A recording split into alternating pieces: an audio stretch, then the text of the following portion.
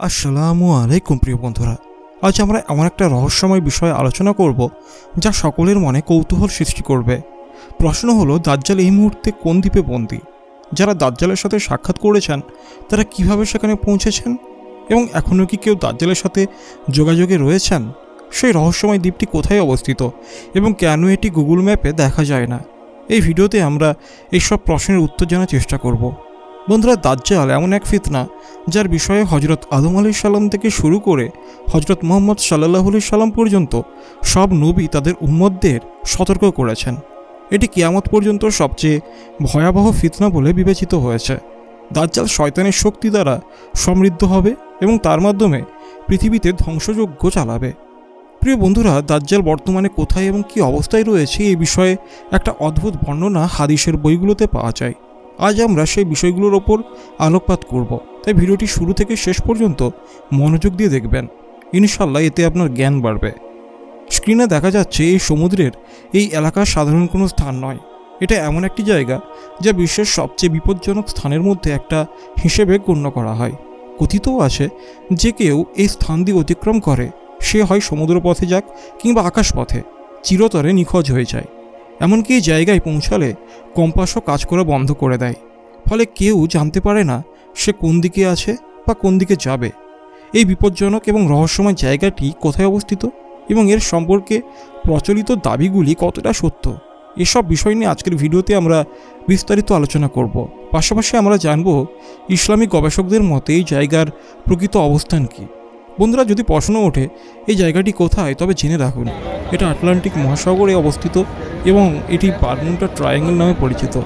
Bermuda ট্রায়াঙ্গেলের গল্প শুরু হয় আজ থেকে প্রায় 200 বছর আগে, যখন আটলান্টিক মহাসাগরের একটা বিশেষ এলাকায় একের পর এক জাহাজ ডুবে যেতে থাকে। যখন মানুষ লক্ষ্য করল যে ডুবন্ত সব জাহাজ একই স্থানে নিখোঁজ হয়েছে, তখন তারা গভীরভাবে গবেষণা শুরু করলো। গবেষণায় জানা গেল এটা একটা ত্রিভুজাকৃতির এলাকা যা আমেরিকার কাছাকাছি অবস্থিত। সেই সময় থেকেই এই জায়গার রহস্য বিশ্বব্যাপী ছড়িয়ে পড়তে শুরু করে। বারমুডা ট্রায়াঙ্গেল সম্পর্কে বলা হয় এখান থেকে এখনও পর্যন্ত প্রায় 50টির বেশি পানির জাহাজ এবং 20টির বেশি বিমানের কোনো খোঁজ পাওয়া যায়নি। প্রথমবারের মতো 1800 সালে আমেরিকার একটা নৌজাহাজ বারমুডা ট্রায়াঙ্গেল থেকে নিখোঁজ হয়, যাতে 91 জন যাত্রী ছিল। বহু চেষ্টা সত্ত্বেও সেই জাহাজ বা যাত্রীদের কোনো সন্ধান পাওয়া যায়নি। এরপর 1814 সালে আমেরিকার আরেকটা জাহাজ ইউএসএস ওয়াস্প বারমুডা ট্রায়াঙ্গেলে নিখোঁজ হয়, তারও কোনো চিহ্ন পাওয়া যায়নি। 1824 সালেও আমেরিকার একটা জাহাজ একই এলাকায় নিখোঁজ হয়, যার যাত্রীদেরও আর কোনো খোঁজ মেলেনি। 1800 সালের শুরুতে বারমুডা ট্রায়াঙ্গেলে জাহাজ ডোবার ঘটনা শুরু হয় এবং তা ক্রমাগত চলতে থাকে। একের পর এক জাহাজ এই রহস্যময় এলাকায় হারিয়ে যায়। কিন্তু মানুষ সবচেয়ে বেশি অবাক হয় যখন পৃথিবীর একটা বিশাল জাহাজ বারমুডা ট্রায়াঙ্গেল এলাকায় ভাসমান অবস্থায় পাওয়া গিয়েছিল। আরও অবাক করার বিষয় ছিল সেই জাহাজে কোনো মানুষ ছিল না, একেবারে খালি অবস্থায় জাহাজটি সাগরে ভাসছিল। তবে গল্প এখানেই শেষ নয়। কিছুদিন পর জানা যায় সে জাহাজটি আসলে এমন একটি জাহাজ ছিল যা 90 বছর আগে ডুবে যাওয়ার ঘোষণা দেওয়া হয়েছিল। অর্থাৎ 90 বছর আগে ডুবে যাওয়া জাহাজটি হঠাৎ করে বারমুডা ট্রায়াঙ্গেলে কীভাবে ভাসতে দেখা গেল তা নিয়ে প্রশ্ন উঠতে শুরু করে। বারমুডা ট্রায়াঙ্গেল সংক্রান্ত এই ঘটনাগুলো তখনও মানুষের কাছে রহস্য হয়েছিল। এরই মধ্যে 1945 সালে বারমুডা ট্রায়াঙ্গেলের উপর দিয়ে বিমানও অদৃশ্য হতে শুরু করে। 1945 সালে আমেরিকান এয়ারফোর্সের 5টি বিমান এই অঞ্চলের উপর দিয়ে যাচ্ছিল এবং হঠাৎ করে সেগুলো অদৃশ্য হয়ে যায়। শুধু বিমানই নয়, তাদের ধ্বংসাবশেষও খুঁজে পাওয়া যায়নি। কিন্তু অবাক করার বিষয় হলো এই 5টি বিমানের সন্ধান করতে যাওয়া একটা উদ্ধারকারী বিমানও একইভাবে অদৃশ্য হয়ে যায়। এই ঘটনা সংবাদপত্রে প্রকাশিত হওয়ার পর পুরো বিশ্বে বারমুডা ট্রায়াঙ্গেল নিয়ে চাঞ্চল্য সৃষ্টি হয়। তখন থেকেই মানুষ এই স্থানকে শয়তানের ঘর বা ডেভিলস ট্রায়াঙ্গেল বলতে শুরু করে। তবে শুধু বারমুডা ট্রায়াঙ্গেল নয়, জাপানের দিকেও একটা রহস্যময় অঞ্চল রয়েছে যা একইভাবে অদ্ভুত ঘটনাগুলোর জন্য পরিচিত। বলা হয় যে কেউ এই স্থানে যায় সে আর ফিরে আসে না। অনেকেই জায়গাগুলিকে বিপজ্জনক হিসেবে বর্ণনা করেন এবং উদাহরণ হিসেবে চেঙ্গিস খানের কথা বলেন। চেঙ্গিস খান, যিনি প্রায় অর্ধেক পৃথিবী জয় করেছিলেন, তিনি শুধুমাত্র এই ট্রায়াঙ্গেলের কারণে জাপান জয় করতে পারেনি, কারণ তার সৈন্যরা যখন জাপান আক্রমণ করতে গিয়েছিল তখন এই অঞ্চলের মধ্যে পড়ে পুরো বাহিনী ডুবে গিয়েছিল। যাই হোক, বিজ্ঞানীরা বারমুডা ট্রায়াঙ্গেল এবং জাপানের রহস্যময় জায়গা সম্পর্কে বলেন যে এইসব স্থান বিপজ্জনক নয়, বরং এখানে ঘটে যাওয়া ঘটনাগুলো অন্যত্র ঘটে যাওয়া দুর্ঘটনার মতোই। তবে ইত্তেফাক এমন যে এই জায়গাগুলোতে তুলনামূলকভাবে বেশি দুর্ঘটনা ঘটে। যদিও বিজ্ঞানীরা এই জায়গাগুলিকে সাধারণ স্থান হিসেবে দেখানোর চেষ্টা করেন, তবুও তারা এখনও কোনো শক্ত প্রমাণ দিতে পারেনি যে মানুষকে পুরোপুরি বিশ্বাস করাতে পারে। বারমুডা ট্রায়াঙ্গেল নিয়ে বিভিন্ন ধর্মের মানুষের ভিন্ন ভিন্ন মতামত এবং তথ্য রয়েছে। কিছু ইসলামিক স্কলার মনে করেন এই জায়গাতেই দাজ্জাল বন্দী। তারা এই মতামতকে প্রমাণ করার জন্য ইসলামের শেষ নবী হজরত মুহাম্মদ সাল্লাল্লাহু আলাইহি সাল্লামের একটা হাদিস উল্লেখ করেন। হাদিসটি হজরত তামিম দারি রাদিয়াল্লাহু তাআলা আনহু বর্ণিত। তামিম দারি মূলত একজন খ্রিস্টান ছিলেন, তবে এক সমুদ্র দুর্ঘটনার পর তিনি ইসলাম গ্রহণ করেন।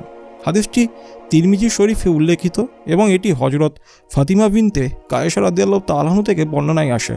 তিনি বলেন, একদিন আমি মহিলাদের সঙ্গে মসজিদে গিয়ে নবী করিম সাল্লাল্লাহু আলাইহি সাল্লামের সঙ্গে নামাজ আদায় করলাম।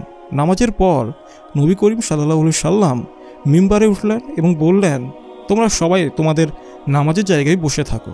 এরপর তিনি বললেন, তোমরা জানো আমি কেন তোমাদের এখানে একত্রিত করছি? সবাই বলল, আল্লাহ এবং তার রসুলেই ভালো জানে। তখন নবী করিম সাল্লাল্লাহু আলাইহি সাল্লাম বললেন, আমি তোমাদের কোনো সুসংবাদ বা ভীতি প্রদর্শনের জন্য ডাকি নাই, বরং তোমাদের এখানে একত্র করেছি কারণ তামিম দারি নামের একজন খ্রিস্টান আমার কাছে এসে ইসলাম গ্রহণ করেছে। সে আমাকে এমন একটা ঘটনা বলেছে যা দাজ্জাল সম্পর্কে আমার বলা কথার সঙ্গে মিলে যায়।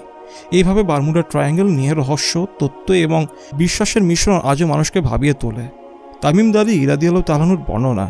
তামিম দারি রাদিয়াল্লাহু তাআলা আনহু বলেন, আমি লখম ও জুজম গোত্রের 30 জন লোকের সঙ্গে এক নৌকায় ভ্রমণ করছিলাম। সমুদ্রের ঢেউ আমাদের 1 মাস ধরে কষ্ট দিয়েছে। অবশেষে আমরা এই দ্বীপের কাছে পৌঁছালাম। সূর্য অস্ত যাওয়ার সময় আমরা সেই দ্বীপে নামি। সেখানে আমরা একটা ছোট নৌকা নিয়ে দ্বীপের ভেতরে প্রবেশ করি। দ্বীপে প্রবেশ করার পর আমরা একটা বিশাল প্রাণী দেখতে পেলাম। তার লোম এত বেশি ছিল যে তার সামনে এবং পেছনের অংশ বোঝা যাচ্ছিল না। আমরা তাকে জিজ্ঞেস করলাম, তুমি কি? সে বলল, আমি জাসা। আমরা বললাম, জাসা কি? সে বলল, তোমরা গির্জায় যাও, সেখানে একজন মানুষ আছে, সে তোমাদের সব প্রশ্নের উত্তর দেবে। তামিম দারি রাদিয়াল্লাহু তাআলা আনহু বললেন, আমরা ভয় পেয়েছিলাম যে এটা কোনো শয়তান না হয়। তবে আমরা তার কথা মতো গির্জায় গেলাম। সেখানে দেখলাম এক বিশাল আকৃতির মানুষ চেনে বাঁধা। তার হাত, গলা এবং পা শক্ত চেন দিয়ে বাঁধা ছিল। আমরা তাকে জিজ্ঞাসা করলাম, তুমি কে? সে বলল, তোমরা তো আমার খবর জেনেই গেছো, এখন বলো তোমরা কে?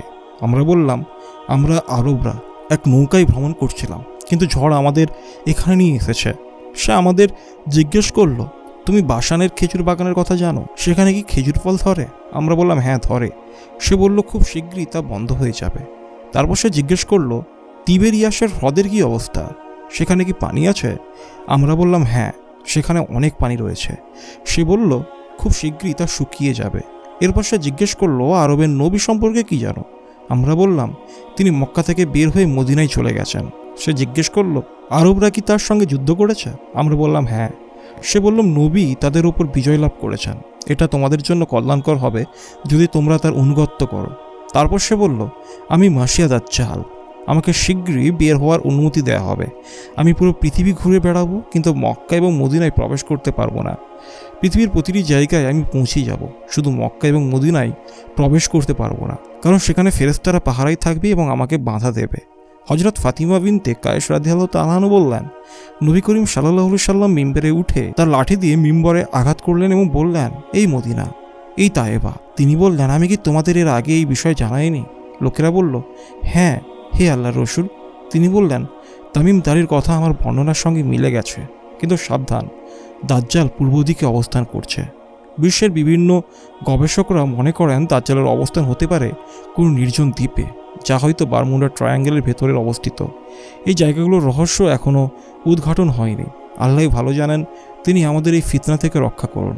আমরা আশা করি বর্ণনা থেকে আপনি উপকৃত হয়েছেন। দয়া করে এটা আপনাদের বন্ধুদের সঙ্গে শেয়ার করুন। আগামী ভিডিওতে আবার দেখা হবে। আল্লাহ হাফেজ।